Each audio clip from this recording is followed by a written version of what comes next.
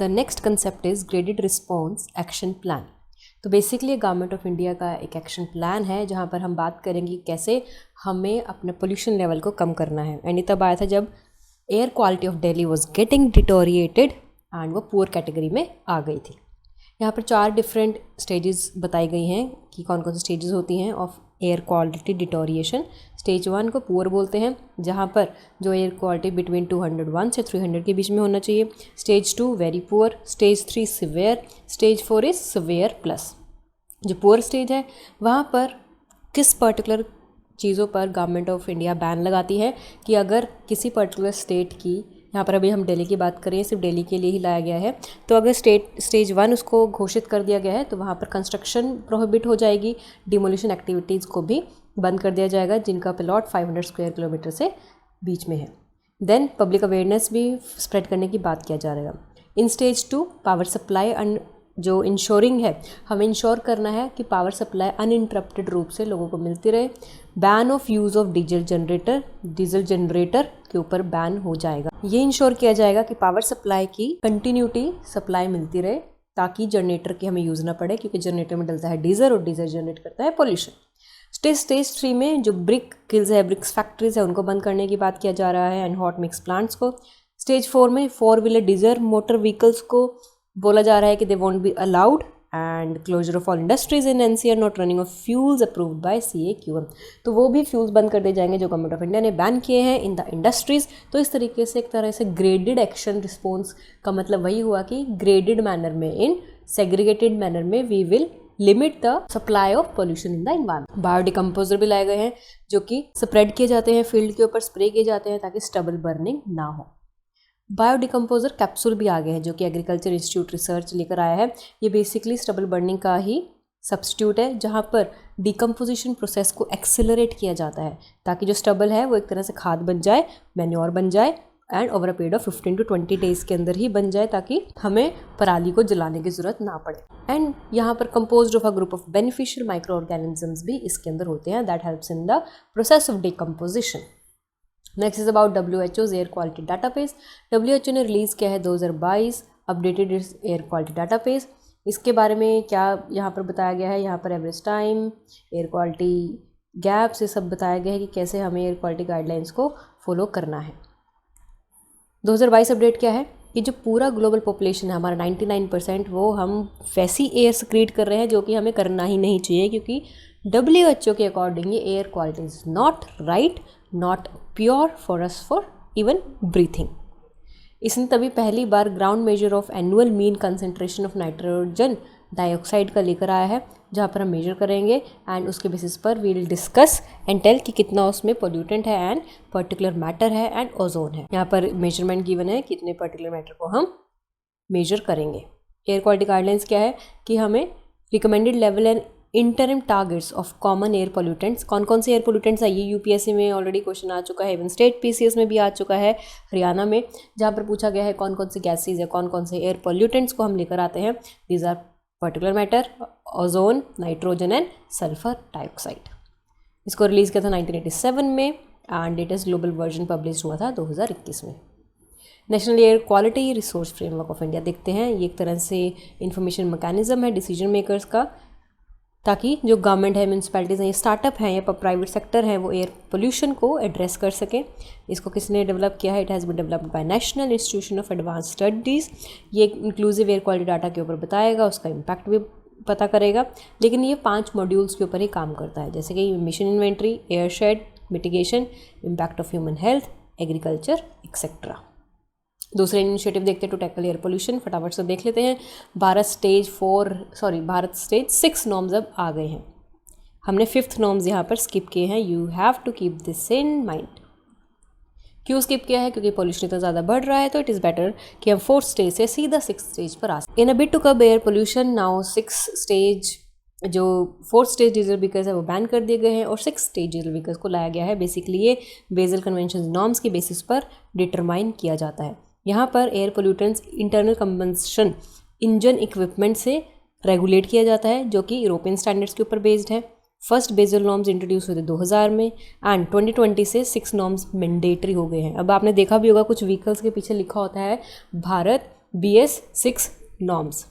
That means it is based upon 6 norms. यहाँ पर कुछ पर्टिकुलर कैटेगरीज़ की जो व्हीकल्स होते हैं जैसे पेट्रोल है, डीजल है, तो उनको यहाँ पर कुछ स्टैंडर्ड्स फॉलो करने होते हैं कि उनका जो प्रोडक्शन है वो 25% क्लीनर वे से प्रोड्यूस होगा। Cleaner by reducing nitrogen oxide numbers. Diesel में हाइड्रोकार्बन्स, नाइट्रोजन, पर्टिकुलर मैटर, इनको 70% से कम करना है।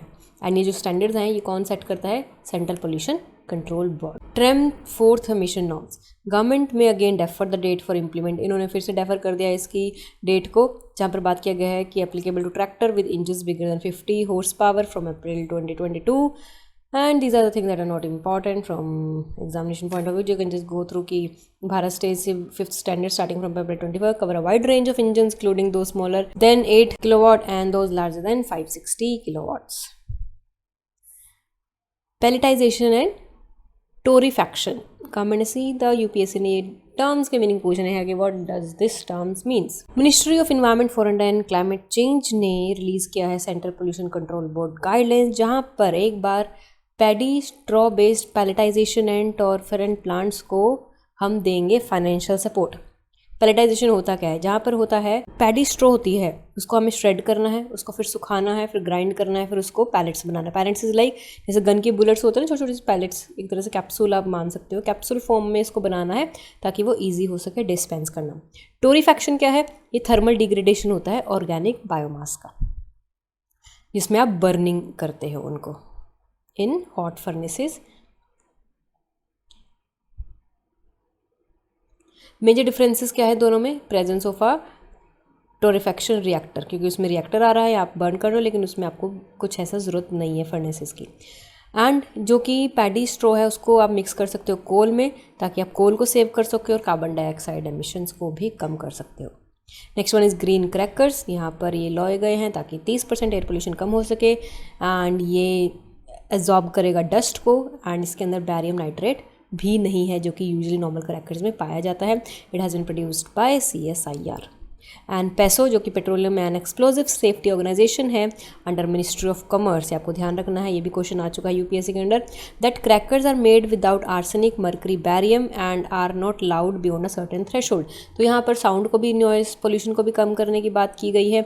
इसके अंदर कुछ ऐसे पोल्यूटेंट्स को भी कम करने की बात किया है ताकि हमारा इन्वायरमेंट सुरक्षित और सेफ हो सके। 3 कैटेगरीज है ग्रीन क्रैकर्स की, स्वस, स्टार एंड सफल। स्वस में सेफ वाटर रिलीज कि पानी में भी इजीली डिजोल्व हो सकते हैं। Star safe thermite cracker, safe minimal aluminium. सफल ये एल्यूमिनियम के जो क्वांटिटी है उसको भी नियंत्रण रखता है। Next is about breathe life campaign. ये ग्लोबल कैंपेन है जिसको 2016 में लॉन्च किया गया था, जो सिटीज़ को मोबिलाइज करेगा, इंडिविजुअल्स को, ताकि एक एक्शन लिया जा सके ताकि एयर पोल्यूशन को हम कम करें by 2030 to protect our health and climate. किसने लॉन्च किया है? WHO ने, UNEP ने, and climate and clean energy coalition. ये भी 2016-17 में क्वेश्चन आया है UPSC के अंडर। सेवरल मेंबर्स देखते हैं इंडिया की कौन सी सिटीज़ हैं। Dehradun, Bangalore, Bhubaneswar, these are the states. And strategies क्या यूज़ किया गया है कि यहाँ पर हमें सिटीज़ को कनेक्ट करना है, मॉनिटरिंग करनी है, सॉल्यूशंस को हमें और ज़्यादा एक्सेलरेट करना है ताकि हम इंडिविजुअल्स को एम्पावर कर सके टू कंट्रोल एयर पोल्यूशन। अब वाटर पोल्यूशन पर आते हैं।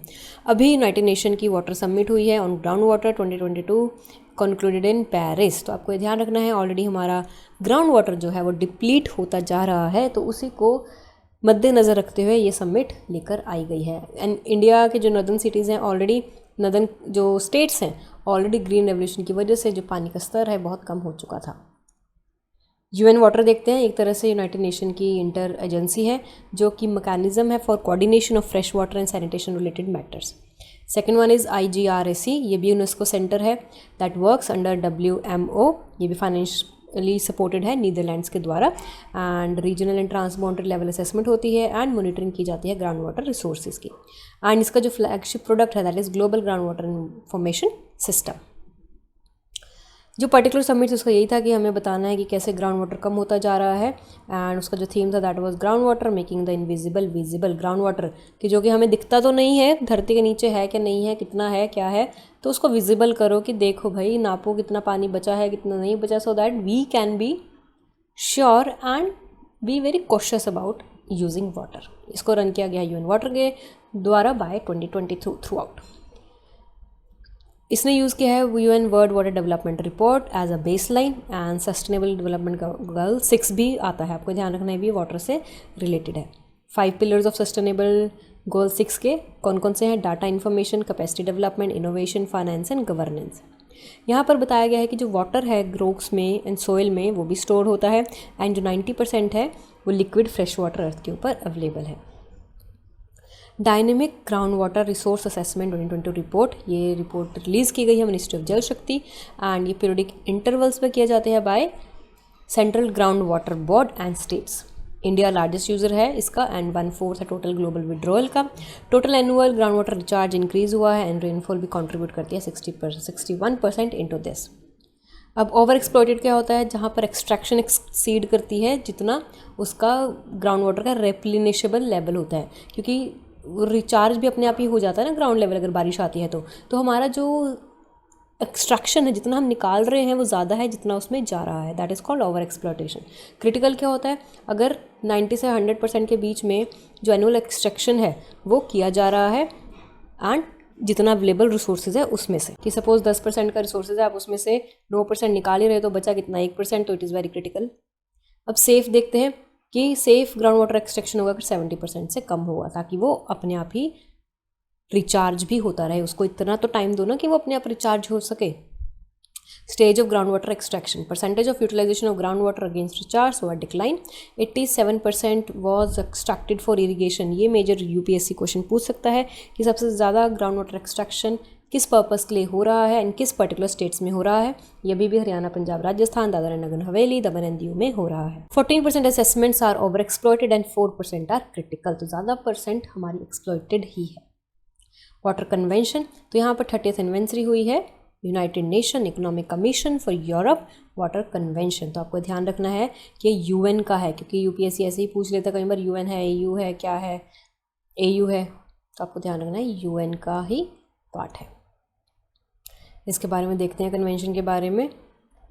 ये एक तरह से इंटरनेशनल लीगल इंस्ट्रूमेंट है एंड इंटरगवर्नमेंटल प्लेटफॉर्म है जो कि अडॉप्ट हुआ था हेलेंसिकी में 1992 में एंड 1996 में इन्फोर्स हुआ था एंड ग्लोबली ओपन है for all the UN member states. इसको ओपन किया गया था 2016 में। वर्ल्ड वाटर फोरम भी देख लेते हैं। 2022 में वाटर कन्वेंशन ने पहली बार ट्रांस बाउंड्री पवेलियन के ऊपर यहाँ पर वाटर कॉन्फ्रेंस हेल्ड किया है, 9th water forum in Senegal in Dakar. World's largest event on water भी ऑर्गेनाइज किया गया है, हर 3 साल में ऑर्गेनाइज किया जाता है by world water council in partnership with the host country. यहाँ पर भी यूनिक प्लेटफॉर्म प्रोवाइड किया जाता है ताकि पॉलिसी मेकर्स आए, बातचीत करें और कुछ सोल्यूशन निकालें। So these are the thing कि रीजनेबल होना चाहिए, इक्विटेबल, सस्टेनेबल, ये चीज़ें होनी चाहिए। पावरफुल टूल है to achieve sustainable development goal target 6.5, ये आपको पता होना चाहिए कि कौन कौन से डेवलपमेंट गोल है। United Nation economic commission for Europe, this is important. ये सेटअप हुई थी 1947 में जब इंडिया आज़ाद हुआ था to promote pan European economic integration. 56 member states हैं यूरोप में, नॉर्थ अमेरिका एंड एशिया में। हाउएवर जितने भी इंटरेस्टेड यूएन मेंबर स्टेट्स हैं इसमें पार्टिसिपेट कर सकते हैं। One of the 5 regional commission है यूएन का। अदर 4 कौन कौन से कमीशन हैं? Economic commission for Africa, economic and social commission for Asian Pacific, economic commission for Latin America and Caribbean, economic and social commission for western Asia. Next is about unconventional water sources. Unconventional water sources कौन से होते हैं आइए देखते हैं। ये वो basically water resources होते हैं जो कि इन्फीरियर या फिर मार्जिनल क्वालिटी के होते हैं, जैसे कि saline water, brackish water, agriculture drainage water, जिसको हम अनट्रीटेड वाटर भी बोलते हैं। These are the unconventional sources. तो यहाँ पर एक रिपोर्ट कंपाइल की गई है by UNUINWEH, that is United Nation universities and institute for water environment and health. About non conventional, ये होते क्या है? वही है सलेन, ब्रेकिश, जो अभी नए आए हैं, अनकन्वेंशनल है जहाँ जो कि हम यूज़ नहीं कर पाते एंड यहाँ पर बहुत ज़्यादा स्ट्रिक्ट मैनेजमेंट प्रैक्टिसेस की ज़रूरत है क्योंकि हमने बहुत ज़्यादा गंद भी मचाया हुआ है। तो ये दीज आर द 6 कैटेगरीज। कौन कौन से 6 कैटेगरीज हैं of unconventional water resources? Harvesting water from ground water by cloud seeding और रेन इन्हांसमेंट, फॉग हार्वेस्टिंग हमें करना चाहिए, fog harvesting and micro catchment rain water harvesting marked as low cost and low impact. Obviously सस्ते होंगे, सस्ता होगा, टिकाऊ होगा। डीसैलिनाइज लेकर आना है। Basically these are the conventional resource and these are the things we can do ताकि आप इसको यूज़ में ला सको। डीसैलिनाइज कर सकते हो आप, इसमें मिनरल्स का उपयोग करते हुए ताकि वो ह्यूमन कंजप्शन के लिए बेनिफिशियल हो सके। Fresh and brackish ground water है उसको आप ऑन शोर एंड ऑफ शोर से कलेक्ट कर सकते हो। यूज्ड वाटर जो ऑलरेडी होता है, हम यूज़ कर चुके हैं, उसको भी आप रीयूज़ कर सकते हो। फिजिकल वाटर जो मूव हो रहा है वाटर स्केर्स एरिया में, वहाँ से पहुँचा सकते हो वाटर सरप्लस एरिया से वाटर डेफिशिएंट एरिया में, जैसे कि रिवर इंटरलिंकिंग प्रोजेक्ट्स भी हम कर रहे हैं, उन्हीं का भी ये मेजर एम है। Moving water physically micro scale capture of rain water की माइक्रो लेवल पर भी जितना हो सकता है उतना पानी को पकड़ो, आप उसको कैद करो, उसको स्टोर करो। Now the new term is grey water. ये 100% सेचुरेशन है ग्रे वाटर मैनेजमेंट का and has been achieved in Papankunji village Tamil Nadu. Grey water क्या होता है? जो कि हमारा वेस्ट वाटर होता है बाथ से, जो हम ऑलरेडी यूज़ कर चुके होते हैं, शावर से, हैंड बेसिन्स या वॉशिंग मशीन से, डिश वॉशर से, किचन सिंक से। यहाँ पर हम स्ट्रीम्स या टॉयलेट्स का पानी यूज़ नहीं कर रहे, इंक्लूड नहीं कर रहे।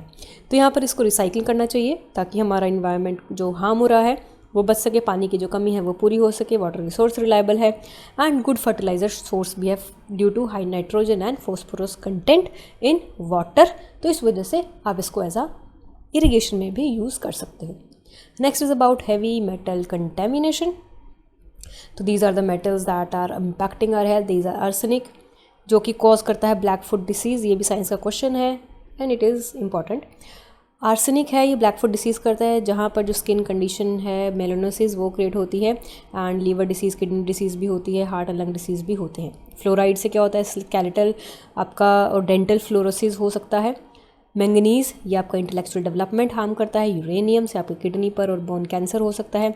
नाइट्रेट से बेबी ब्लू सिंड्रोम होता है जिसको मिथेमा ग्लोबिनीमिया भी बोलते हैं, जहाँ पर कोरोरेटर कैंसर का भी, thyroid disease and neutral tube defects का भी खतरा है। तो 75% जो रिवर मॉनिटरिंग स्टेशन है वहाँ पर बताया गया है कि हैवी मोर्टल पोल्यूशन है और ये बढ़ता ही जा रहा है। कौन कौन से स्टेट्स हैं जो कि अंडर थ्रेट है? ये बेसिकली आपका इंडिया का जो नॉर्थ ईस्टर्न एरिया है, असम, अरुणाचल प्रदेश, सिक्किम, बिहार, थोड़ा सा Central Asia, northern area, Himachal Pradesh, Jammu and Kashmir and Ladakh. These are the areas that are affected. अगर आप इसको मैप में देखोगे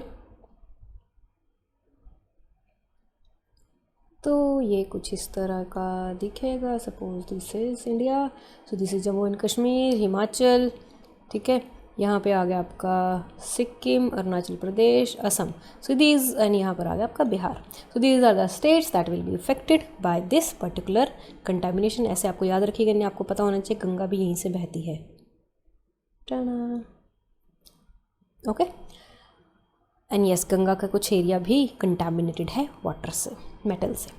अब हैवी मेटल्स देखते हैं कहाँ से आते हैं, कैसे आते हैं। नेचुरली अकर करते हैं, इनका हाई एटॉमिक वेट होता है, डेंसिटी भी ज़्यादा होती है, 5 टाइम्स ग्रेटर होते हैं देन दैट ऑफ वाटर। कौन कौन से होते हैं? लीड, निकल, cadmium, arsenic, chromium and copper. काफ़ी सारे डिसीजेज ये क्रिएट कर सकते हैं, physical, muscular, Parkinson, Alzheimer. Environment में भी हार्मफुल होता है, एनिमल्स को भी, एक्वेटिक एनिमल्स को भी, एंड ये डिग्रेडेबल भी नहीं होते। ये प्लास्टिक की तरह होते हैं जो कि वहीं रहते हैं, ना मरते हैं ना कहीं जीने देते हैं, बस वहीं पर पड़े रहते हैं। प्लांट्स ये भी इन्फ्लुएंस करते हैं सॉइल फर्टिलिटी, आपका फोटोसिंथेसिस के प्रोसेस में भी हिंडर करते हैं। आईआईटी मंडी ने फिब्रस मेम्ब्रेन फिल्टर लाया है using the method of polymer based material, ताकि आप हैवी मेटल को वाटर सैंपल से अलग कर सको। So that's a good thing that you can mention as an example in your mains answer also. Next is about lead poisoning. एक report lead की है बाय government think tank NITI Aayog and council of scientific and CSIR। यहाँ पर finding किया गया है कि जो इंडिया का world health largest economic burden है वो लीड पॉइजनिंग की वजह से हो रहा है। कौन कौन से स्टेट्स अफेक्टेड है जहाँ पर ब्लड में लीड लेवल्स मिले हैं? जैसे बिहार, यूपी, मध्य प्रदेश, छत्तीसगढ़, झारखंड, आंध्र प्रदेश। तो बेसिकली सेंट्रल इंडिया की स्टेट्स हैं। तो these are the health impacts of lead contamination. ये आपको हेडेक, नोजिया, इरिटेबिलिटी, स्टमक के टायर्डनेस ये सब देता है। प्रीमेच्योर बर्थ भी होता है। Sustainable to anaemia, affects brain development and cognition also. कैसे आ रहा है ये? अर्थ की क्रस्ट में मिलता है हमें। अगर आपने वो स्ट्रक्चर पढ़ा हुआ हो, core, crush, core, mental, crust, तो एक बार पढ़ना, उसमें मेंशन होगा कि लीड कौन से लेवल पर कहाँ पर है, कौन से लेवल पर पाया जाता है, and do let me know in the comment section. तो माइनिंग, स्मेल्टिंग, रिफाइनिंग इंडस्ट्रीज़ में भी होता है, house hold products, cosmetic products, Ayurvedic medicine में भी पाया जाता है। ये मत सोचे आयुर्वेदा है तो आयुर्वेदा और हर्बल, नो, उसमें भी लीड की मात्रा हो सकती है। Present in printed circuit boards and batteries due to unscientific recycling. Potteries में होता है, यूटेंसिल्स में, सेरामिक, वेट वाटर बॉडीज में भी होता है। नेक्स्ट इज अबाउट पर एंड पॉलीफ्लूरोकियल सब्सटेंसेज। नाउ एक नया हमें टर्म मिला है जहाँ पर न्यू रिसर्च सजेस्ट किया है कि जो rain water around the world is contaminated by PFAS। अब ये होते क्या हैं, ये एक तरह से फ्लोरिनेटेड कार्बन चेन्स होते हैं, काफ़ी ज़्यादा वेरिड लेंथ्स के होते हैं। इनको फॉरएवर केमिकल्स भी बोला जाता है क्योंकि ये डिग्रेड नहीं होते और एनवायरनमेंट में ही रहते हैं और हमें नुकसान पहुंचाते हैं। Due to strong carbon fluoride bonds होता है and it is like perfluorooctane sulfonic acid and perfluorooctanoic acid, जो कि लिस्टेड है under Stockholm convention of persistent organic pollutants, and उसके लिमिट भी बताया गया है कि we should limit the use of POPs। Concern क्या क्या है इसको, वही found in blood of animal and people, it has various health risk, difficult to capture and destroy, and काफ़ी ज़्यादा मेजर्स भी कर सकते हैं कि हम इसका सेफ डिस्पोजेबल करें, फिल्ट्रेशन लेकर आएँ through carbon tax, incineration, and इसको धीरे धीरे फेज आउट करें under the Stockholm Convention, replace them with safer alternatives। About PFCs based non-stick pans and kitchen utensils। तो जो non-stick pans है, you should also know कि किस material से बना हुआ है, because it is also very harmful because we use it continuously in our daily cooking। common use देखते हैं, नॉन-स्टिक कुक एंड बेकवेयर में होता है, जो कि आजकल बड़ा चल रहा है कि नॉन-स्टिक का ट्रेंड है, फटाफट से खाना लगेगा, चिपकेगा नहीं आपका खाना। ये सब फ्रॉड है, मार्केटिंग स्ट्रैटेजी है। आप अपना लोहे के बर्तन, स्टील के बर्तन, पित्तल के बर्तन, तांबे, जिस मर्जी का यूज़ करो, पर नॉन स्टिक मत यूज़ करो और एल्यूमिनियम भी मत यूज़ करो।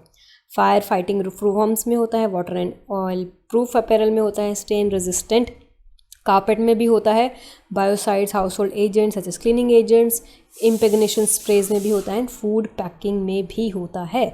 तभी हम बोलते हैं we should avoid preserved foods, because क्योंकि उसमें खाने को बचाने के लिए वो पता नहीं कौन कौन से केमिकल्स यूज़ करते हैं that are very harmful if use in excess amount. Other water pollutants देखते हैं न्यूज़ में, दीज आर नोनीफेनॉल। एक तरह से हाई लेवल ऑफ प्रेजेंस है टॉक्सिक केमिकल का in our drinking water and it leads to the production of nonylphenol ethoxylates. It is used as a surfactants in our day to day consumer product. Detergents में आता है, detergents में आ रहा है, waiting agents में आ रहा है, and डिस्पर्सेंट्स में भी यूज़ हो रहा है। ह्यूमन में कैसे इंपैक्ट कर रहा है, ह्यूमन का इंडोक्राइन डिसरप्टर है associated with birth defects, skin and eye irritation. UNEP ने डिज़ाइन किया है इसको, NP को as a chemical of global concern. तो आपको ध्यान रखना है, नोनिल फिनॉइल ये आपका आ चुका है ग्लोबल कंसर्न में, एंड अभी तक इसका ऐसा कोई स्टैंडर्ड्स एक्सक्लूसिवली नहीं बताया गया है in drinking and surface water India में कि कितना है, कितना लेवल है, बट हाँ it is of global concern, so you should keep this in mind. Endosulfan ये फिर से न्यूज़ में आ गया है, 2016 में भी आया था न्यूज़ में, जहाँ पर सुप्रीम कोर्ट ने केरला गवर्नमेंट को डायरेक्ट किया है कि 5 लाख की कंपनसेशन दो for each victim of toxic endosulfan pesticide.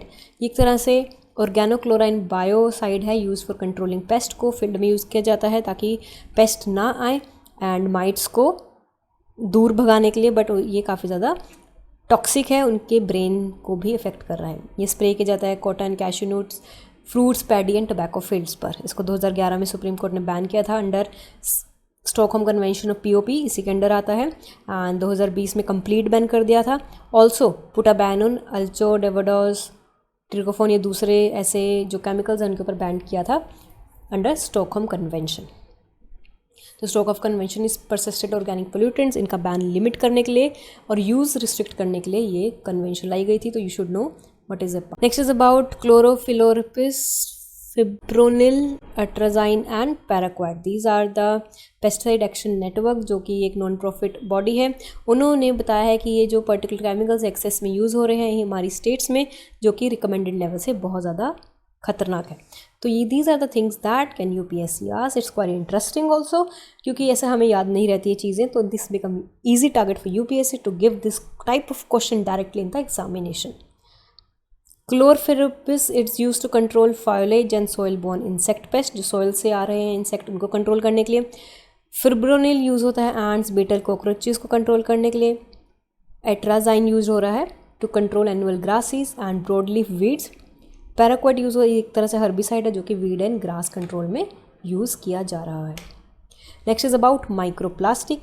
Indian Institute of Science ने बताया है कि माइक्रोप्लास्टिक कावेरी रिवर में बढ़ता जा रहा है जो कि मछलियों को हार्म कर रहा है एंड ये उनकी वाटर स्पीड इफेक्ट्स भी कंसंट्रेशन ऑफ पोल्यूटेंट्स को इफेक्ट कर रहा है, क्योंकि जिस वजह से जो माइक्रोप्लास्टिक है वाटर बॉडीज़ में वो बढ़ती जा रही है। वाटर माइक्रोप्लास्टिक्स होते क्या है? माइक्रोप्लास्टिक्स वो होते हैं जिनका साइज़ 5 mm से कम होता है एंड ये बहुत ज़्यादा होते हैं। पैलेट्स फॉर्म में होते हैं, फ्लेक्स फॉर्म में होते हैं, शीट्स फॉर्म में भी होते हैं और फॉर्म में भी होते हैं। एटमॉस्फेयर में डिपोजिट हो जाते हैं run of from contaminated land और म्यूनिसिपल वेस्ट वाटर के थ्रू ये डिपॉजिट होना शुरू हो जाता है हमारे एटमॉस्फेयर में। अब देखते हैं रमन स्पेक्ट्रोस्कोपी क्या है। एक तरह से non destructive chemical analysis technique है जो कि प्रोवाइड करती है इन्फॉर्मेशन की कैसे जो केमिकल स्ट्रक्चर है उसका हमें फेस करना है, उसका मॉलिक्यूलर इंट्रैक्शन होता है एंड यहाँ पर बताया गया है कि यही एलिमेंट्स के लिए रिस्पॉन्सिबल है। तो माइक्रोप्लास्टिक एंड टॉक्सिक केमिकल्स की स्टडीज़ के अंदर किया गया है। तो साइक्लोहेक्सेन ग्रुप, ये these are the commonly use chemicals in agriculture and pharmaceutical industries that are very harmful for humans के लिए तो है, for as well as animals also.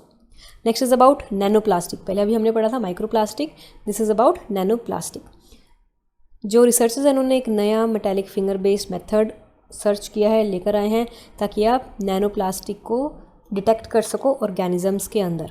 And यहाँ पर जो लेट्यूस प्लांट्स हैं उनको एक्सपोज किया गया था एंड उनके ऊपर स्टडी कंडक्ट की थी एंड ये भी बताया गया है कि हमारे इन्वायरमेंट में प्लास्टिक वेस्ट बहुत ज़्यादा है and polystyrene and polyvinyl chloride, ये नैनो प्लास्टिक दो टाइप के ज़्यादा फाउंड होते हैं।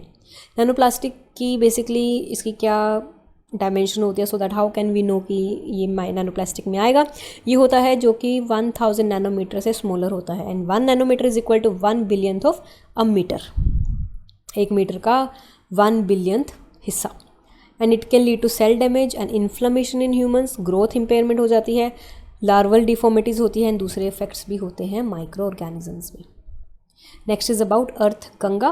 कुछ ज़्यादा इनिशिएटिव्स गवर्नमेंट ऑफ इंडिया लेकर आ रही है during the event of Yamuna पर आज़ादी का अमृत महोत्सव, जिसको national Mission for Clean Ganga ने ऑर्गेनाइज किया था। तो इसके अंडर अर्थ गंगा को भी लॉन्च किया गया है इन 2019, जो कि नेशनल गंगा काउंसिल हुई थी, तब हमारे मोदी जी ने ये कंसेप्ट लेकर आए थे।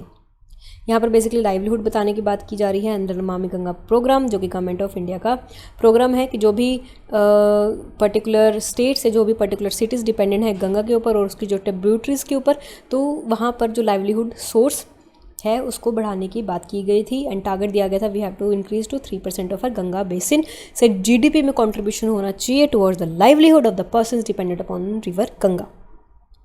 ये भी कहा जा रहा है कि इकोनॉमिक बेनिफिट भी होगा of more than 1000 crore over the next 5 years अगर हमारी GDP 3% हिस्सा यहाँ पर बन जाती है। तो अर्थ गंगा के अंदर 3 प्रोजेक्ट्स हैं। First one is Jalaj and एक MOU भी साइन हुआ है between National Mission for Clean Ganga and Sahakar Bharati. The third one is tourism रेला पोर्टल अवतार। जलज को लॉन्च किया गया 26 लोकेशन में गंगा बेसिन में एंड यहाँ पर छोटी छोटी outlets, floating mobile centre, shops भी बनाया गया है ताकि जो लाइवलीहुड है वो इंक्रीज़ हो सके। और जो ये MOU है साइन किया गया है 75 विलेजेस में अंडर सहाकर गंगा ग्राम्स में नेचुरल फार्मिंग को प्रमोट करने की बात हो रही है, cooperative farming, FPOs, marketing of natural farming और organic produce under brand Ganga, इनको भी लॉन्च करने की बात किया जा रहा है। और यहाँ पर टूरिज्म से related marketing of local products भी बताया जा रहा है, जो कि बेसिकली हमारी हैंडीक्राफ्ट इंडस्ट्री है, जो भी हाथ से हम काम करते हैं, एग्रीकल्चर हो चाहे कुछ भी हो, उसको हम सस्टेनेबल बनाएंगे ताकि हमारे घाट्स भी साफ़ सुथरे हो सके, सस्टेनेबल हो सके and it will help in the GDP of our economy also. Verticals देखते हैं कि कैसे कौन कौन सी चीज़ें इसमें प्रिंसिपल्स ये काम करेंगे। First of all institutional bank building होगी, जीरो बजट नेचुरल फार्मिंग होगी जहाँ पर ज़्यादा इनकम होगी पर ड्रॉप, गोबरधन भी होगा फार्मर्स के लिए, monetisation and reuse of sludge and waste water भी होगा, लिमिट लाइवलीहुड जनरेशन अपॉर्चुनिटीज़ भी दी जाएंगी, पब्लिक पार्टिसिपेशन होगा, लोगों को बोला जाएगा आइए कल्चर एंड टूरिज्म हेरिटेज को भी प्रमोट करने की बात की जा रही है। Next is about district Ganga committee, जो कि मिनिस्ट्री ऑफ जल शक्ति है, उन्होंने लॉन्च किया है for performance monitoring system. And basically ये districts of Ganga Yamuna basin, जो गंगा रिवर का बेसिन है, उन्हीं पर बताया जाएगा कि लोग यहाँ पर पार्टिसिपेट करें और मैनेज करें और पोल्यूशन को कम करें। स्टॉकहोम वर्ल्ड वाटर वीक भी मनाया गया है, जिसको ऑर्गेनाइज किया गया है by Stockholm International Water Institute, ताकि ग्लोबल वाटर इश्यूज़ को हम एड्रेस कर सके फॉर द इंटरनेशनल डेवलपमेंट। सीवी क्या है? एक तरह से नॉट फॉर प्रॉफिट इंस्टीट्यूशन है with a wide range of expertise in water governance, from sanitation and water resources management to water diplomacy, जहाँ पर हमें पानी वाटर गवर्नेंस लेकर आना है, तो ये ध्यान रखना है सीवी। दूसरे इनिशिएटिव्स देखते हैं for water conservation. These are Bharat tap, ministry of urban and housing affairs ने इसको लॉन्च किया गया है under the Atal mission for rejuvenation and transformation, that is AMRUT mission and Swachh Bharat mission 2.0। Basically main aim यही है कि हमें low flow sanitary ware at scale and water जो कंजम्पशन है उसको कम करना है एट सोर्स कंसिडरेबली, कि जहाँ से पानी आ रहा है वहीं से सोर्स पर ही उसको लिमिट कर दो ताकि पानी की बचत हो सके। एंड कोशिश की जा रही है कि 40% हमें पानी बचाना है, एंड इसको हम रिजल्ट करेंगे एनर्जी सेविंग में। निर्मल जल प्रयास, ये भी आता है under national real estate development council माही के अंदर, ताकि हमारा ग्राउंड वाटर को मैप कर सकें and 500 crore litre of water है उसको बचा सके। यहाँ पर बात की जा रही है, एडवोकेसी किया जा रहा है, अवेयरनेस लाने की, amplification towards save water will be disseminated and highlighted. Next one is about this particular organisation, that is National real estate development Council. ये एक तरह से ऑटोनॉमस सेल्फ रेगुलेटरी बॉडी है, 1998 में आया है। अब इसका मतलब ये नहीं कि अभी न्यूज़ में आया तो आपने सुना ही नहीं है, कभी थी ही नहीं ये है। एंड इसने माही एक वुमेन विंग भी बनाया है फॉर एम्पावरिंग वुमेन एंटरप्रेन्योर्स, उनका participation in real estate sector and allied fields, ताकि वो भी अपना रियल एस्टेट इंडस्ट्री में कंट्रीब्यूट सकें and have a bright future. Next is about national water awards, ये मिनिस्ट्री ऑफ जल शक्ति ने दिया है उन राष्ट्रीय पुरस्कार पोर्टल पर, ताकि जो वर्क एंड एफर्ट्स हैं made by states districts under जल समृद्धि भारत, उनको इनक्रेज करने के लिए बताया जा रहा है कि आपको कैसे वाटर को कंजर्व करना है and adopt water practices. Next is Jaldoot app, ये भी डेवलप किया गया है by ministry of rural development, ताकि ग्राउंड वाटर लेवल को आप आइडेंटिफाई करो इन सिलेक्टेड विलेजेस। ग्राम रोजगार सहायक भी लाया गया है ताकि वाटर लेवल को मेजर कर सके of selected wells twice a year, साल में 2 बार यहाँ पर मेजर किया जाएगा। एंड जिसको जो डाटा कलेक्ट होगा that will be utilised by gram panchayat development plan and Mahatma Gandhi NREGA planning exercises, ताकि उसमें भी हेल्पफुल हो सके। स्वच्छ सुजल प्रदेश, तो Andaman and Nicobar island India का बन चुका है पहला स्वच्छ सुजल प्रदेश, जो कि प्रोवाइड किया गया है मिनिस्ट्री ऑफ जल शक्ति। एंड 3 को इंपॉर्टेंट कंपोनेंट्स क्या हैं इसके, यहाँ पर आपको regular safe drinking water supply दी जाएगी, ओपन डेफिकेशन फ्री होगा, क्रॉस कटिंग इन्वेंशंस भी होगी like convergence, information, education, communication and action planning. All villages on Andaman and Nicobar island have receive Har Ghar Jal certification, कि हर घर में पानी आ चुका है अंडमान एंड निकोबार आइलैंड में। तो आप भी कोशिश करिए, जल बचाइए और जल को अपने घर पहुंचाइए। नेक्स्ट इज अबाउट पे जल सर्वेक्षण, ministry of urban and housing affair ने इसको लॉन्च किया है। ग्राउंड सर्वे कंडक्ट किया है under Atal Mission and Amrut mission, and एक तरह से मॉनिटरिंग टूल ही है ताकि एक हेल्दी कंपटीशन लेकर आ जा सके among cities and urban local bodies. Water utility services, water utility use water utility services जैसे कि वाटर बॉडीज़ हैं, नॉन रेवेन्यू वाटर एस्टिमेशन है, ये बेस्ट प्रैक्टिसेस इनोवेशन, इसके ऊपर फोकस करने की बात की जा रही है। एंड थर्ड पार्टी एजेंसी भी है, एक प्राइवेट फर्म है जो कि सर्वेक्षण कंडक्ट करेगी, that is IPSOS। Next about land degradation, तो COP 15 हुई है, United Nation Convention on to combat desertification, UNCCD।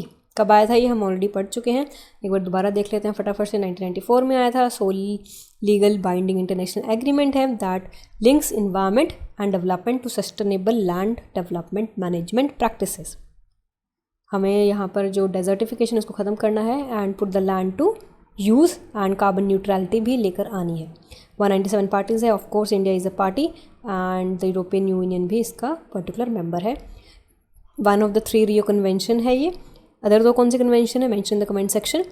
MOEF इसकी नोडल एजेंसी है जो कि हमारी कंट्री में इसका इम्प्लीमेंटेशन देखती है। इसके इनिशिएटिव्स देखते हैं। लैंड डिग्रेडेशन न्यूट्रलिटी, जहाँ पर काफ़ी सारी कंट्री सपोर्ट करती हैं ताकि टारगेट्स को अचीव किया जाए। लैंड डिग्रेडेशन न्यूट्रलिटी फंड भी बनाया गया है अंडर COP13 ताकि पब्लिक मनी आए और प्राइवेट कैपिटल को रेज़ किया जाए ताकि लैंड प्रोजेक्ट्स में सस्टेनेबिलिटी आ सके। लैंड फॉर लाइफ प्रोग्राम ये हम पहले देख चुके हैं, ये भी एड्रेस करता है लैंड डिग्रेडेशन को, डिजर्टिफिकेशन एंड ड्राउट को मिटिगेट करने की बात करता है।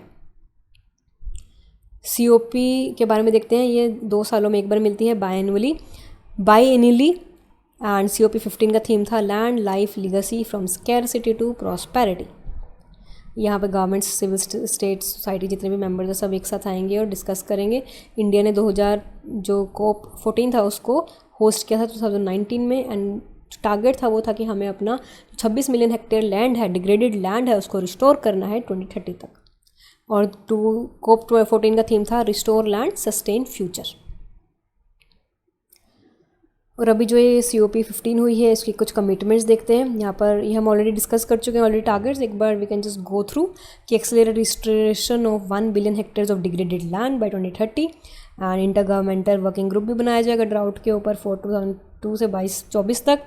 डस्ट स्टॉर्म्स को भी एस्केलेट एंड एड्रेस करने की बात की जा रही है। एंड 3 रियो कन्वेंशंस थी, convention of biodiversity, UNCCD and UNFCCC। New declaration आई है जिसका नाम है अबिदजान कॉल, ये हेड्स ऑफ द स्टेट्स ने लेकर आए हैं ताकि इन्वायरमेंटल सस्टेनेबिलिटी के ऊपर एफर्ट लगाने की बात की रही है। टू अचीव जेंडर इक्वालिटी भी लेकर आएंगे ताकि सक्सेसफुल लैंड रिस्टोर हो सके। लैंड लिगेसी एंड डिक्लेरेशन भी आई है which responds to the findings of flagship global land outlook report. दूसरे इनिशिएटिव्स कौन से हैं? ड्राउट इन नंबर्स 22 रिपोर्ट ये आई थी जहाँ पर बताया जा रहा है कि 2.3 million people are facing water shortage due to water stress due to droughts. Business for land initiatives भी है ताकि ये कमिटमेंट लाने की बात की जा रही है for bringing visibility to the commitments made by participating companies through land degradation neutrality both in supply chains and CSR activities. Sahel sourcing challenge ये इंपॉर्टेंट हो सकता है to enable communities growing great green wall to use technology, जहाँ पर आप use करोगे उसको progress monitor job create करने के लिए, फिर उसको कमर्शलाइज भी करोगे। जो ग्लोबल ग्रेट वॉल है एक तरह से ये अफ्रीका का मूवमेंट है, ध्यान रखना है अफ्रीकन लेड मूवमेंट है जहाँ पर आपको 8000 किलोमीटर बेल्ट ग्रो करनी है of trees across the entire width of Africa. Drought land ये भी एक पब्लिक अवेयरनेस कैंपेन है UNCCD का। So that was about water conservation and water initiatives. Now next is about light pollution. 2022 को international dark sky week भी recently conduct किया गया था। यहाँ पर जो बेसिकली जो ये वीक था किसने होस्ट किया था? इंटरनेशनल डार्क स्काई एसोसिएशन ने, ताकि हमें लाइट पोल्यूशन के बारे में हम अवेयरनेस स्प्रेड कर सकें। बेसिकली होता क्या है लाइट या फोटो पोल्यूशन, जहाँ पर हम एक बहुत ज़्यादा या मिसडायरेक्टेड या ऑब्स्ट्रक्टिव आर्टिफिशियल आउटडोर लाइट का उपयोग करते हैं, जैसे कि ग्लेयर होती है जो कि एक साइड ज़्यादा एक्सेसिव ब्राइटनेस होती है, जो कि विजुअल हमें इतना प्रॉब्लम हो रही है, हमें दिखाई नहीं दे रहा लेकिन आंखों में ज़्यादा रोशनी पड़ रही है, विजुअल डिस्कम्फर्ट हो रहा है। स्काई ग्लो जहाँ पर नाइट स्काई ब्राइट हो रहा है over the inhabited areas. Light trespass, light falling where it is not intended और नीडिंग, जहाँ पर ज़रूरत नहीं है लाइट की वहाँ जा रही है, उसको बोलते हैं लाइट ट्रेसपास। क्लटर जो कि बहुत ज़्यादा ब्राइट कन्फ्यूजिंग लाइट होती है। Excessive groupings of light sources जो बहुत ज़्यादा मल्टी कलर लाइट्स होती हैं जो शादियों में होती हैं तो वो आंखों में लगती ही है, ऑल द डेकोरेशन अच्छी लगती है बट चलो आंखों में लगती है। Next is about ways to tackle light pollution, promotion of the use of LED technology लेकर आनी चाहिए, ग्रीन एनर्जी यूज़ होना चाहिए for displays and illumination. Avoid illuminated advertisements भी हमें बंद करनी चाहिए जो कि इफेक्टिवनेस कम करती है ट्रैफिक सिग्नल्स की और यहाँ पर होते हैं accidents. So this is the diagram जो कि गिवन है how light pollution is impacting birds and people. Light induce collision होता है जो कि डेथ करते हैं, अगर लाइट पड़ रही है तो बर्ड्स एक दूसरे को नहीं देख पाते तो कोलिजन्स होती हैं, बिल्डिंग्स के साथ होती हैं या फिर इंफ्रास्ट्रक्चर के साथ होता है। डिसओरिएंटेशन हो जाता है, अटैक्स होते हैं, इवन फ्लाइट्स के साथ भी कई बार बर्ड का कोलिजन हो जाता है जिस वजह से उनकी डेथ हो जाती है। इवन एनर्जी रिजर्व्स पर भी इफ़ेक्ट पड़ता है at night due to circle illuminated areas reserves and putting them at risk of exhaustion, predation and lethal collision. Biological rhythm को भी ये ऑल्टर करते हैं बर्ड्स की, जिसकी वजह से वो बिहेवियर में उनके डिसरप्शन हमें देखने को मिलती है। इवन इकोसिस्टम में भी डिसरप्शंस होता है, एनिमल्स प्लांट्स में भी, एंड दूसरे इम्पैक्ट्स भी होते हैं। Increase energy consumption obviously human health को भी हार्म करता है, हमारी कार्डियम रिदम को अफेक्ट करता है जो कि मेलानिन मेलाटोनिन जो प्रोड्यूस होता है which is regulated by light and dark, क्योंकि डार्कनेस में ज़्यादा प्रोड्यूस होता है. And it is also said the people of darker skin have ज़्यादा large amount of melatonin in their blood, can contribute to sleep disorders, diabetes and other problems also.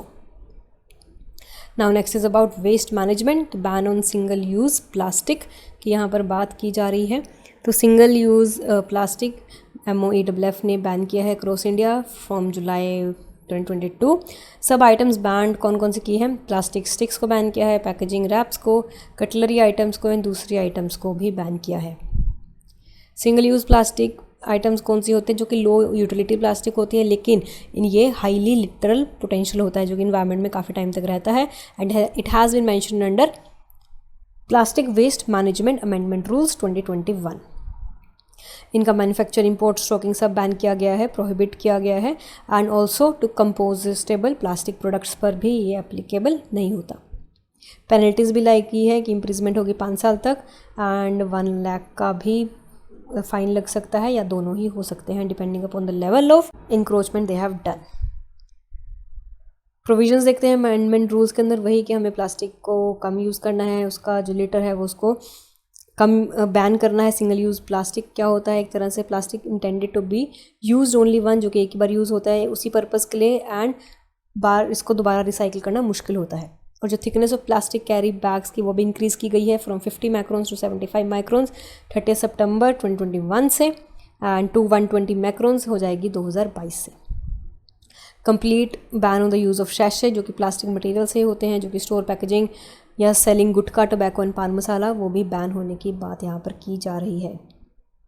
Extended producer responsibility की जो produce करेगा उसके ऊपर fine लगाया जाएगा, ताकि यहाँ पर लीगल एक्शन लाने की बात की जा रही है through extended producer responsibility, producer, imported and brand owner as per the new rules. तो कि जो प्रोड्यूस करेगा वही पैसा भरेगा. अब गवर्नमेंट ने क्या स्टेप्स लेकर आए हैं to ensure enforcement of the ban? वो लेकर आए हैं e governance portals and app, जहाँ पर बात की जा रही है कि हमें बैन करना है. सेंट्रल पोल्यूशन कंट्रोल बोर्ड को लॉन्च किया गया है फॉर प्लास्टिक पैकेजिंग के लिए. एक्सटेंडेड प्रोड्यूसर रिस्पॉन्सिबिलिटी लाई गई है. मोबाइल ऐप्स आई हैं जो इसको मोनेटाइज करेगी और मॉनिटर भी करेगी. नेशनल लेवल, स्टेट लेवल पर भी डायरेक्शंस इशू किया गया है कि जितनी भी पेट्रोकेमिकल्स इंडस्ट्रीज़ हैं ताकि वो रॉ मटेरियल प्लास्टिक में ना सप्लाई करें एंड कंसेंट लें अगर वो करना भी है. Customs authority to stop the import of banned SUP items. Obviously अगर सिंगल यूज प्लास्टिक आइटम्स है तो custom authorities has the power कि वो उनको रोक ले. वहीं पर लोकल अथॉरिटीज़ को भी पावर दिया गया है. दूसरे इनिशिएटिव्स देखते हैं. Maharashtra, Tamil Nadu, Gujarat among top plastic waste producers. सबसे ज़्यादा महाराष्ट्र, गुजरात और तमिलनाडु में प्रोड्यूस हो रहा है प्लास्टिक वेस्ट, एंड ये डाटा आया है CPCB से. इंडिया 5th रैंक हासिल करता है in the generation of plastic waste, and 83% जो आता है वो 10 स्टेट से ही आ रहा है. और इंडिया का जो प्लास्टिक वेस्ट जनरेशन है वो पिछले कुछ सालों में डबल हो चुका है, पिछले 4-5 सालों में ही. However remains lower most of the developed countries. आप ये देखकर खुश मत होइए कि हमारा डेवलप्ड कंट्रीज से कम हो चुका है, क्योंकि वो डेवलप्ड कंट्रीज़ हैं, अभी हम डेवलपिंग कंट्रीज़ हैं, अभी हमें और वेस्ट जनरेट करना है, तो इसलिए थोड़ा अगर लिमिट मात्रा में करें तो वह सही रहेगा. नेक्स्ट इज़ अबाउट पुनीत सागर अभियान. ये UNEP ने लॉन्च किया है. It is important with national cadet corps, ताकि आप प्लास्टिक पोल्यूशन को टैकल कर सको. पुनीत सागर अभियान, तो सागर का मतलब पानी, पानी से मतलब इसको जोड़ना, यहाँ पर प्लास्टिक पोल्यूशन से ये आएगा. And tide turner plastic channelling programme भी है ताकि लोकल पॉपुलेशन को भी इन्वॉल्व इसमें किया जा सके. Global plastic outlook policy scenario to 2060 का यहाँ पे टारगेट दिया गया है, जिसको OECD ने रिलीज़ किया गया है. प्रोजेक्शंस बताया गया है कि जो यूज़ है प्लास्टिक का वो अगले सालों में ट्रिपल हो जाएगा given the population and economic growth. And emerging country सब सहारन अफ्रीका एंड एशिया में होगा, जिसकी वजह से green house gas emission, ozone formation, acidification, human toxicity सब बढ़ जाएगा. Next is about e waste management rules 2022. तो इसको नोटिफाई किया गया है under environment protection act 1986.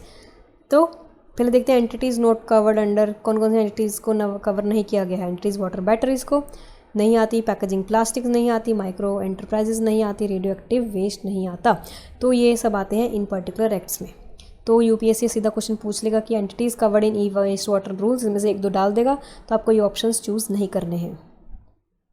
Provision mentioned, क्या है प्रोविजंस, ई वेस्ट की डेफिनेशन। ई वेस्ट क्या है, दैट मीन्स इलेक्ट्रॉनिक वेस्ट, जो कि आपका मोबाइल फ़ोन हो गया, लैपटॉप हो गया, लैपटॉप चार्जर हो गया, जितना भी आप इलेक्ट्रॉनिक डिवाइसेस, टैबलेट्स सब यूज़ करते हो जो रिजेक्ट हो जाते हैं फ्रॉम मैन्युफैक्चरिंग, रिफर्बिशमेंट या फिर उनके रिपेयर प्रोसेस से, all of them are included in e waste. Coverage क्या है, जितने भी मैन्युफैक्चर होते हैं, प्रोड्यूसर होते हैं या रिफर्बिशर होते हैं, वो प्रोड्यूस करते हैं e waste while recycling with certain exceptions. Compulsory registration का प्रोसेस ला कर गया है विद CPCB, एंड यहाँ पर भी वो प्रिंसिपल लेकर है, पोल्यूटर पे प्रिंसिपल, जो to incentivise registered electronic waste recycler, जो रिसाइकिल करेंगे उनको यहाँ पर हम थोड़ा इंसेंटिव दे रहे हैं, although these are not part of the rules, ये अलग से इन्होंने ऐसे इंसेंटिव डाल दिया। रैंडम सैम्पलिंग भी करेगा CPC, ताकि देखेगा कि काम सही तरीके से कर भी रहे हैं कि नहीं, एंड इन्वायरमेंटल कंपनसेशन भी लेकर आई जाएगी जो कि ऑब्लिगेशंस को फुलफिल नहीं करेंगे। So these are the process and कि कैसे regulation of e waste management आए थे।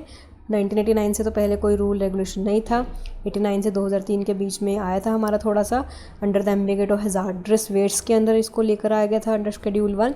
देन 2008 में CPCB ने इशू गाइडलाइन की थी to manage e waste in environmental and sound matter. 2011 में हमारे रूल्स को सिर्फ इंट्रोड्यूस किया गया था, एक्सटेंडेड प्रोड्यूसर रिस्पॉन्सिबिलिटी कंसेप्ट लेकर आया गया था। 2016 में फाइनली रूल्स आ गए थे and buy back deposit refund exchange schemes भी लेकर आए गए थे। 2018 में इसको दोबारा से अमेंड कर दिया गया था। तो इस तरह से तरक्की पर हैं हम काम कर रहे हैं। रिस्पॉन्सिबिलिटीज़ देखते हैं मैन्युफैक्चरर्स की कि वो make the end product recycle, जो भी एंड प्रोडक्ट हो रहा है उसको आपको रिसाइकिल करना है। Component made by different manufacture should be compatible with each other, compatible होना चाहिए, नहीं कि उसको रिसाइकिल कर दे वो चले ही ना, तो वो तो फिर से वेस्ट हो गया ना। Producers obtaining and implementing extended producer responsibility triggers may be made stable for 2 years and starting from 60 years. So these are the targets. पढ़ लेना इसको, UPSC ऐसे टारगेट्स तो नहीं पूछता। रिसाइकलर देखते हैं कि रिसाइकलर जो इंश्योर करेगा उसका ये काम है कि फैसिलिटेट करना in accordance with the regulatory standards and e waste का रिकॉर्ड भी मेंटेन करना है।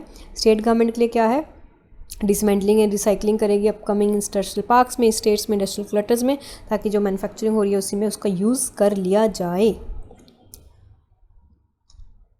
स्टेटस देखते हैं इंडिया में क्या है। इंडिया बन चुका है 3rd largest waste producer in the world after United Nations and China producers about 4 million metric tons of e waste. ये 40 गुना बढ़ जाएगा 2050 तक, बहुत जल्दी से हम तरक्की कर रहे हैं। एक्सटेंडेड प्रोड्यूसर रिस्पॉन्सिबिलिटी कि जो भी प्रोड्यूसर प्रोड्यूस करेगा इलेक्ट्रॉनिक वेस्ट उसकी रिस्पॉन्सिबिलिटी होगी कि उसको सस्टेनेबल तरीके में डिस्पोज भी कर चुके। Computer devices account for nearly 70% of annual e waste. उसके बाद आता है telecom sector, medical equipment and electronic equipment. जो 1.5% electronic waste is generated is recycled through institutional process. UP, Uttarakhand, Tamil Nadu, Haryana ऐसी स्टेट्स हैं जहाँ पर सबसे ज़्यादा कैपेसिटी है, आप उसको डिसमेंटल कर सको, रिसाइकिल कर सको ई वेस्ट को। अब देखते हैं इंटरनेशनल कन्वेंशन एंड ट्रीटीज़, ये इंपॉर्टेंट है, ये हम ऑलरेडी पढ़ चुके हैं। POP is a part of Stockholm convention. ये ऐसे POPs होते हैं जो कि केमिकल्स परसिस्ट करते हैं हमारे इन्वायरमेंट में, जो बायो एक्यूमुलेट होते हैं लिविंग ऑर्गेनिजम्स में, हमारे ह्यूमन हेल्थ एंड इन्वायरमेंट को इफेक्ट करते हैं, and long range airport environmental transport में भी इफेक्ट करते हैं। कौन कौन से यहाँ पर basically 4 to 5 chemicals under consideration लेकर आए हैं that are very much harmful. These are dechlorane plus, ये फ्लेम रिटार्डेंट होते हैं, UV328 ये स्टेबलाइजर की तरह काम आते हैं। Medium chain chlorinated paraffins, flame retardant, long chain perfluoro carboxylic acids and chlorpyrifos pesticides. Stockholm convention का ध्यान रखना है, ये लीगली बाइंडिंग ट्रीटी है एंड इसको 2001 में लेकर आया गया था। स्वीडन में स्टॉकहोम 2004 में इन्फोर्स हुआ था ताकि इन्वायरमेंट को प्रोटेक्ट कर सके। इंडिया ने 2006 में रेटिफाई किया था एंड जिन पर्टिकुलर स्टेट्स ने रेटिफाई नहीं किया वो है United states, Israel and Malaysia. Ministry of environment ने नोटिफाई किया है रेगुलेशन ऑफ POP रूल्स 2018 में under the environment protection act 1986। And कौन कौन से जो केमिकल्स हैं उनको लिस्ट किया गया है of the convention text. Next देखते हैं कौन किस टाइप, यहाँ पे 3 हैं जिस बेसिस पर हम इसको कैटेगराइज करते हैं नेक्स्ट सेम है एलिमिनेशन, किसको, तो हमें एलिमिनेट एक तरह से पूरी तरह ख़त्म करना ही है। रिस्ट्रिक्ट कि हमें इनको आप कुछ रिस्ट्रिक्टेड मात्रा में यूज़ कर सकते हो। अनइंटेंशनल प्रोडक्शन, जिनका ज़रूरत नहीं है बट फिर भी प्रोडक्शन हो रहा है, तो एलिमिनेशन वालों को आपको स्पेसिफिक एग्जम्पशंस दी गई है। रिस्ट्रिक्ट करें कि in any is applicable acceptable purposes के अंदर, reduce the intentional uses, so these are the thing you have to keep in mind. It is also divided in the sub indexes. Rotterdam convention, ये भी हमने पढ़ा था, किसके अंदर आता है, ये आता है हजार्डस पेस्टिसाइड्स के अंदर, जहाँ पर प्रायर इन्फॉर्म्ड कंसेंट का पार्ट है। प्रायर इन्फॉर्म्ड कंसेंट होता क्या है, ये एक मैकेनिज़्म है जो कि हमें पहले से कुछ भी मैसेज या इन्फॉर्मेशन डिसमिनेट करने से पहले हमें प्रायर इन्फॉर्म करना पड़ेगा पार्टीज़ को, ताकि वो विलिंग है कि नहीं to receive future shipments of hazardous chemicals, जो कि एनेक्सर 3 में मेंशन किए गए हैं, ताकि डिसीजंस जो है एक्सपोर्टिव पार्टीज़ का वो फुलफिल हो सके। केमिकल रिव्यू कमेटी ने यहाँ पर 2 हजार्डस पेस्टिसाइड्स को इंक्लूड किया है, आइप्रोडियोनियन एंड टर्ब्यूफोस। ये है एक तरह से फंगीसाइड जो कि वाइन्स, फ्रूट्स, वेजिटेबल में यूज़ होता है, जो कि कार्सिनोजिक एंड वेरी टॉक्सिक है। टर्ब्यूफोस ये भी सॉइल इंसेक्टिसाइड है, जो कि सोरगम, मेज, बीट, पोटैटोज में यूज़ होता है to pose risk to aquatic organisms due to its toxicity. India में इन केमिकल्स का यूज़ होता है permitted by 2015 Anupam Verma committee report, and India is the largest exporter of terbufos. तो रोटरडैम कन्वेंशन भी स्टॉकहोम कन्वेंशन की तरह लीगली बाउंडेड है, 1988 में आया था, एंड यहाँ पर रिस्ट्रिक्ट करना है decision making about the hazardous chemicals. India इसका पार्टी है, एंड यहाँ पर कुछ केमिकल्स को कवर किए गए हैं जो कि एनवायरमेंटल रीज़न की वजह से हजार्डस हैं। Creates legal binding application, information exchange, subsidiary body chemical review committee होती है जो प्लान आउट करती है कौन से केमिकल को हटाना है। Next is about reports and indices. तो state of global water resources report 2021 WMO ने इसको रिपोर्ट रिलीज़ की है कि कैसे हमें पानी की बचत करनी है, कैसे ग्लेशियर रन ऑफ हो रहा है, एंड जिसको हम बोलते हैं peak water is reach up to reach of declines. तो हम ऐसी स्थिति पर आ चुके हैं कि अगर पानी अब ग्लेशियर मेल्ट हो गया तो वो ख़त्म ही हो जाएगा, क्योंकि पीने लायक पानी नहीं बचेगा। Stream flow, it refers to the volume water flowing through a river channel, जो कि रिवर से आ रहा है। टेरिस्ट्रियल वाटर स्टोरेज, ये वो वाला वाटर होता है जो कि कॉन्टिनेंटल वाटर होता है, जो कि हम कैनोपीज़ में स्टोर करते हैं, जो कि जो स्नो क्या बोलते हैं ग्लेशियर्स होते हैं उनकी माउंटेन पीक्स में होते हैं, उनके रिवर कैप्स में, ये आइस कैप्स में स्टोर होता है, लेक्स में होता है, वेटलैंड्स में, ग्राउंड वाटर में। क्रायोस्फीयर होता है ये फ्रोजन वाटर है हमारे, जो कि icebergs and precipitation, solid precipitation, snow, sea ice, glaciers में स्टोर्ड है। तो हमारा जो 70% है नेचुरल डिज़ास्टर वो बढ़ते जा रहे हैं, एंड वो वाटर रिलेटेड ही हुए हैं।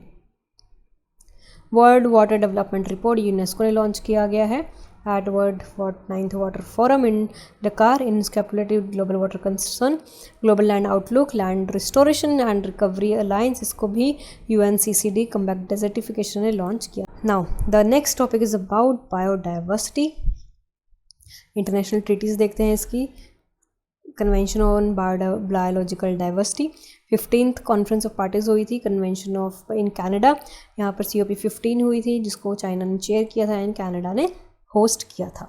ऑब्जेक्टिव यही था कि हमें ग्लोबल बायोडाइवर्सिटी फ्रेमवर्क लेकर आना है दैट विल रिप्लेस आईची बायोडाइवर्सिटी टारगेट्स, जो कि 2020 में एक्सपायर हो चुके हैं। तो हमें नए टारगेट्स लेकर आने हैं, और आपको ये ध्यान रखना है कि these are not legally binding. Coming Montreal global goals for 2015, goal ABCD 4 goals हैं। हॉल्टिंग ह्यूमन इंड्यूस इंडक्शन, कि हम इंसानों की वजह से अगर किसी पर्टिकुलर स्पीशीज़ की डेथ हो रही है that we have to halt it. Sustainable use and management करना है बायोडाइवर्सिटी का, fair sharing of benefits, adequate means of implementation. Major outcomes क्या था, यहाँ पर हमने अडॉप्ट किया है कुनमिंग मॉन्ट्रियल बायोडाइवर्सिटी फ्रेमवर्क, ताकि हम अपने बायोडाइवर्सिटी लॉस को एड्रेस कर सकें, या जितने भी उनके हनन हो रहे हैं राइट्स को प्रोटेक्ट कर सकें। 4 लॉन्ग टर्म गोल्स बताए हैं, 23 एक्शन ओरिएंटेड टारगेट्स आए हैं। ग्लोबल इकोनॉमिक फैसिलिटी, आपको ये ध्यान रखना है that is a financing mechanism of this particular, जो कि इक्विटेबल गवर्निंग बॉडी भी है। Must be prepared for receiving financial from all sources including official development assistance. ये देखते हैं एक बार CBD के बारे में। ये भी इंटरनेशनल लीगल बाइंडिंग ट्रीटी है जो कि 1992 रियो अर्थ समिट में साइन किया गया था। इसका मेजर ऑब्जेक्टिव है बायोडाइवर्सिटी कंजर्व करना, सस्टेनेबल यूज़ करना and fair and equitable share करना, जो भी बेनिफिट्स उससे आ रहे हैं। And yes of course India is a party. COP एक गवर्निंग बॉडी है कन्वेंशन की, जो कि हर 2 साल में मिलती है, एंड COP10 जो हुई थी वो स्ट्रेटेजिक प्लान फॉर डाइवर्सिटी 2011 से 20, जिसको HE टारगेट्स बोलते हैं, वो लाकर आए थे। इसके 3 सप्लीमेंट्स एग्रीमेंट है, that is Cartagena protocol on bio safety, Nagoya protocol on access and benefit sharing, and Nagoya Kuala Lumpur supplementary protocol on liability and address to Cartagena protocol on bio safety. United Nation General Assembly ने declare किया था 2011-2020 को as a period of United Nation declared on biodiversity. अब digital sequences information देखते हैं। Data derived from और link to genetic resource, जो भी data genetic information, bio information आ रही है या उसके सीक्वेंस्ड इन्फॉर्मेशन आ रही है, नेचुरल इन्फॉर्मेशन आ रही है, जेनेटिक सीक्वेंस डाटा या जिस भी टाइप से जेनेटिक रिसोर्स आ रहा है, प्लेस होल्डर टर्म है इसका। And help in developing vaccines, किस तरह से हेल्प करते हैं ये इन्वेसिव स्पीसीज़ को रेगुलेट करने के लिए, ताकि हमारा जो डोमेस्टिक नेचुरल स्पीशीज़ है वो प्रिजर्व हो सके। प्लांट पेस्ट को रेगुलेट करना है, repair gene defects, identifying organism etcetera. Clear indicators set up करने हैं to measure progress, to form an agreed sequentialized and cyclonic system based upon these particular plans. तो नेक्स्ट COP होगी 2024 में, होगी टर्की में। मल्टीलेटरल मैकेनिज्म लेकर आया है for benefit sharing for the use of digital sequence और information on genetic resources and adoption of gender action plan भी इसके अंडर आया है। एक बार इसके टारगेट्स देख लेते हैं जो डिक्लेरेशन अभी अडॉप्ट की है Kunming Montreal. Reducing threats to biodiversity, कि कैसे हमें थ्रेट को कम करना है। मीटिंग पीपल नीड, कि लोगों की नीड को मीट करना है through sustainable and benefit sharing. ऐसे टूल्स जो हमें किस तरीके से हम ये चीज़ कर सकते हैं, यहाँ पर उसके टूल्स बताए गए हैं।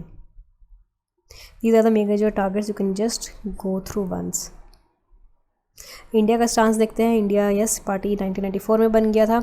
इंडिया का अपना बायोडाइवर्सिटी एक्ट भी है 2002 में जो आया था। India is a part of High Ambition Coalition for Nature and People, supporting 30x30 target by seeking to integrate effectiveness areas of conservatory measures and HAC भी है, that is High Ambition Coalition for Nature and Public। एक तरह से inter governmental group है। Costa Rica and France को chair करते हैं, and by UK as ocean को chair, championing as a global deal for nature and people with the central goal of protecting at least 30% of world's land and ocean by 2030। कि हमें 30% world की land और ocean को 2030 तक protect करना है। ये जो टारगेट्स हैं 2019 में लेकर आए थे, and more than 100 countries are part of it. Next topic is about world restoration flagship. UN decade on ecosystem restoration ने डिक्लेयर किया है first 10 world restoration flagship at the sidelines of COP15 of CBD of biodiversity convention. ये basically है क्या? Decade on ecosystem restoration 2021 to 2030 को UN General Assembly ने declared on ecosystem restoration declare किया है। इसको कौन लेड कर रहा है? UNEP and FAO। एम क्या है? To prevent, halt and reverse, जो भी हमारे लॉस हो रहे हैं इकोसिस्टम में इनको रिवर्स करना है, and 5 million hectare of land को भी रिवाइव करना है, जो कि टेरेस्ट्रियल और एक्वेटिक इकोसिस्टम को कवर कर रहा है। अब वर्ल्ड रिस्टोरेशन फ्लैगशिप है क्या? यहाँ पर बहुत ज़्यादा एग्जांपल दिया गया है कि large scale long term ecosystem restore करना है। 10 रिस्टोरेशन प्रिंसिपल्स यहाँ पर बताए गए हैं। These are the principles: global contribution, broad engagement, many types of activities, benefits to nature and people, addresses cause of degradation, knowledge integration, measurable goals, local and land sea, scape context, monitoring and management, and policy integration। तो इसके बारे में देखते हैं कि basically जो initiatives हैं जो कि United Nations backed promotion, advice and funding जिनको मिलेगी, वही इनिशिएटिव इसमें एलिजिबल रहेंगे। यहाँ पे ट्रांसपेरेंटली इनको मॉनिटर भी किया जाएगा। सेक्रेटरीज भी इनके बना दिए गए हैं, और जो फर्स्ट 10 फ्लैगशिप स्ट्रेच है वो 23 कंट्रीज़ के अगेंस्ट किया जाएगा, जहाँ पर टारगेट रखा है 60 मिलियन हेक्टेयर्स ऑफ लैंड को रिस्टोर करना and 13 million new job create करना। देखते हैं कौन कौन से फ्लैगशिप इनिशिएटिव हैं। First one is tri national Atlantic forest pact. इसमें अर्जेंटीना, ब्राज़ील, पैराग्वे कंट्रीज़ आ रही हैं, जहां पर मेन एम है कि to mend South America's iconic Atlantic forest and restore करना है 15 million hectare of degraded land by 2050। Coordinate किया जा रहा है by pact of restoration of Atlantic forest and traditional network. Abu Dhabi marine restoration जो कि UAE कर रहा है, यहाँ पर भी coral reliefs, mangroves and sea grass को रिस्टोर कर रहा है, एंड इसकी coordinated by its own environmental agency. Green great green wall ये हम ऑलरेडी पढ़ चुके हैं, जहाँ पर Burkina Faso, Djibouti, Eritrea, Ethiopia, Mali, Mauritania, Nigeria, Senegal, Sudan, Chad, ये सब आ रही हैं। Basically these are African countries. तो ये अफ्रीका का बेसिकली प्लान है to restore its grassland, savanna and farmlands. Namami Gange ये इंडिया का ही प्लान है to revive sacred Ganga, World Bank supported initiative है। जापान और जर्मनी भी इसमें कोऑर्डिनेट कर रहे हैं। Next is about multi country mountain flagship, that is Democratic Republic of Congo, Kyrgyzstan, Rwanda, Serbia. So this is about the countries and ये भी basically Africa का ही है, जहाँ पर हम gorilla, snow leopard leopards, imperilled species को प्रोटेक्ट करने की बात कर रहे हैं। It is a programme of UNEP, the Carpathian convention and the mountain partnership. Small island development states जो कि हैं Vanuatu, Comoros, Saint Lucia, there on the verge of submerging, इसलिए इनका सेंसिटिव इकोसिस्टम, वाइल्ड लाइफ को strengthen करने की बात किया जा रहा है because of the climate change. Glaciers melt हो रहे हैं, सी लेवल राइज हो रहा है, तो इनकी जो कोस्टल स्टेट्स हैं ये डूबती जा रही हैं और ये छोटी छोटी आइलैंड नेशंस हैं तो पूरे ही डूब जाएंगे। अटलाइन डाला कंजर्वेशन इनिशिएटिव ये कज़ाकिस्तान का है। यहाँ पर भी जो कज़ाकिस्तान के स्टेपी सेमी डेजर्ट इकोसिस्टम है उसको, साइगा एंटीलोप को भी प्रोटेक्ट करने की बात किया जा रहा है। सेंट्रल अमेरिकन ड्राई कॉरिडोर ये भी Costa Rica, El Salvador, Guatemala, Honduras, ये पनामा, ये भी जो अफ्रीका है उसमें ही आ रहा है। ड्राउस्टिकन सेंट्रल अमेरिकन फार्मलैंड स्टोरेशंस को आ रहा है एंड यहाँ पर काफ़ी सारा UN एजेंसीज भी कोऑर्डिनेट कर रही हैं। बिल्डिंग विद नेचर इंडोनेशिया का प्रोजेक्ट है, इंडोनेशिया की कोस्ट को प्रोटेक्ट करना है against flooding. Then Shanshui initiative of China, ये चाइना का इनिशिएटिव है जहाँ पर आपको 10 million hectares of ecosystem of China को प्रोटेक्ट करना है और ये चाइना का ही गवर्नमेंट इसमें हेल्प कर रही है। Next is about restoration barometer report 2022। Convention of biodiversity conference COP15 ने बताया है international union for conservation of nature IUCN ने फर्स्ट रिस्टोरेशन बैरोमीटर रिपोर्ट को लॉन्च किया गया है एंड ये वाले ग्लोबल गोल्स हैं।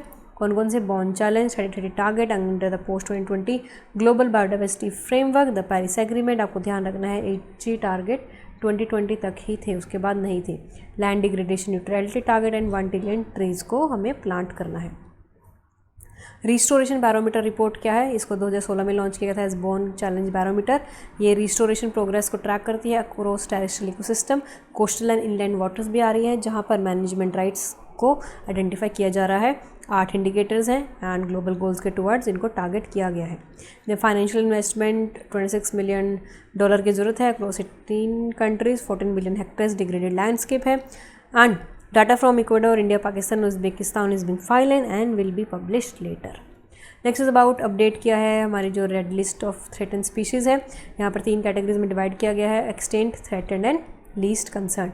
एक्सटेंट जो कि ख़त्म हो चुके हैं and then we have threaten जिसमें क्रिटिकल इंडेंजर्ड एंड वर्नरेबल आते हैं। लीस्ट कंसर्न में आते हैं near threaten and least concern and data deficient also, DD।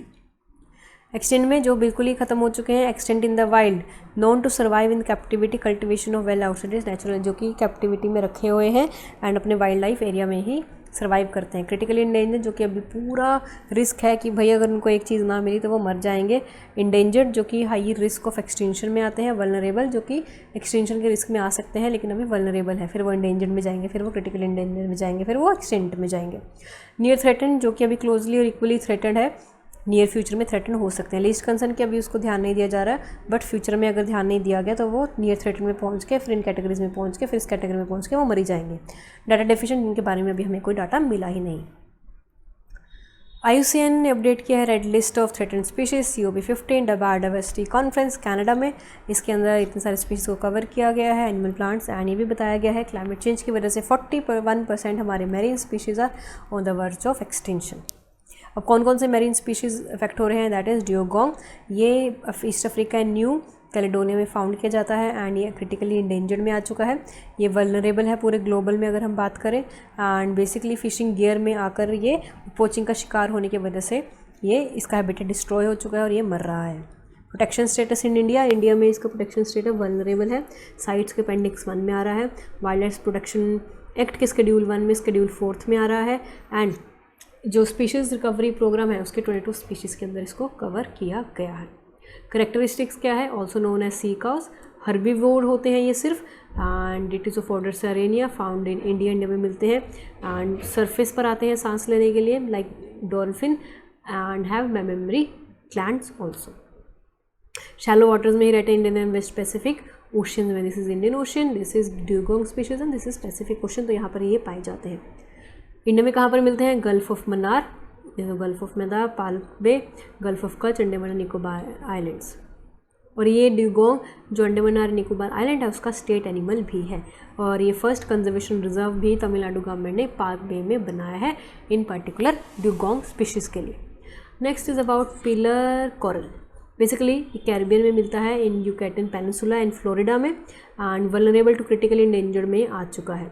Stony coral tissue loss disease की वजह से एंड ब्लीचिंग की वजह से ये मर रहे हैं क्योंकि टेम्परेचर राइज हो रहा है जिसकी वजह से एक्सेस एंटीबायोटिक्स रिलीज़ हो रहे हैं, फर्टिलाइजर्स एंड सीवेज भी जा रहा है जो इनको इफ़ेक्ट कर रहे हैं। Next is about एबेलोन।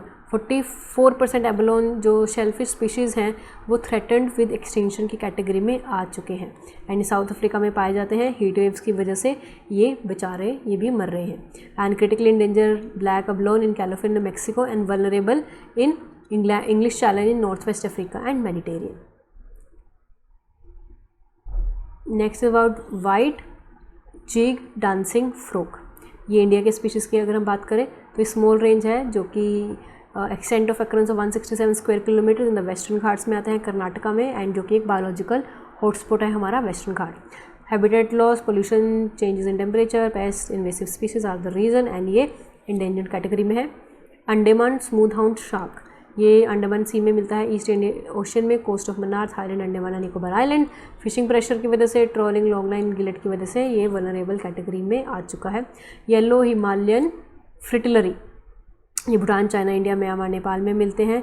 ये अनऑर्गेनाइज्ड हार्वेस्ट की वजह से या ओवर एक्सट्रैक्शन की वजह से, premature harvesting of bulb and इनको इलीगल हिडन मार्केट्स में बेचा भी जाता है तो वल्नरेबल स्टेटस है इनका, इस वजह से ये एक्सटिंक्ट होने की कगार पर जा रहे हैं क्योंकि these are used for medicinal use जो कि anti asthmatic, anti rheumatic, febrifuge, these are the particular oxytocic के में ये यूज़ किए जाते हैं।